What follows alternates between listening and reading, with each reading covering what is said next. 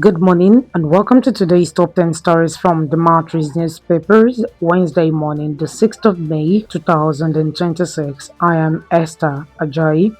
From our lead story on page 2, following the exit of Peter Obi, the 2023 Labour Party presidential candidate, and Rabiu Kwakwanso, former governor of Kano State, from the African Democratic Congress ADC. The coalition is facing a significant internal crisis as a fresh wave of defections threaten its existence ahead of the 2027 general elections. Like Obi Kwakwanso, 17 reps, 2 senators dump party. I think ADC is dead, Akpabio declares over rising defections. ADC releases updated 2026 primary timetable, reduces nomination form fees.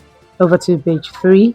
The Independent National Electoral Commission (INEC) has announced the resumption of the nationwide continuous voter registration exercise for its third and final phase, set to commence on Monday, 11th of May 2026.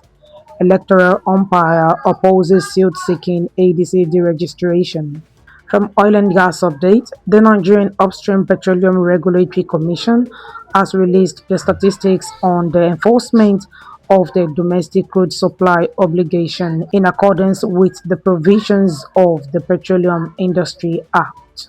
A staff member at Nigeria's presidential villa has admitted making contact with individuals linked to an alleged 2025 coup plot against President Bola Ahmed Tinubu, though he denied knowingly participating in any plan to overthrow the government.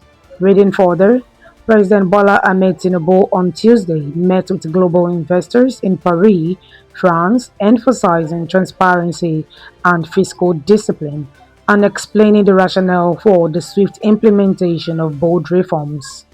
Anger over renewed xenophobic attacks on Nigerians in South Africa spilled into the Senate on Tuesday as Adams Oshiomhole called for a strong economic response, including the revocation of licenses held by South African companies like MTN Group and MultiChoice Group. After over a decade at the helm, Zenith Bank founder Jim Ovia has stepped down as chairman, marking the end of an era shaped by his leadership and long-standing influence on the institution. The Inspector General of Police, Rilwan Olatunji Diso, has scrapped SWAT teams nationwide and introduced new violent crime response units as part of sweeping reforms in the Nigerian police force. Over to entertainment news.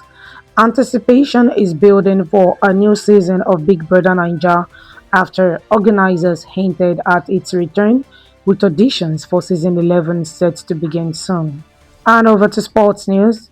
Arsenal reached the Champions League final for the first time in 20 years as Bukayo Saka's goal clinched a 1-0 win over Atletico Madrid at the Emirates Stadium to complete a 2-1 aggregate victory.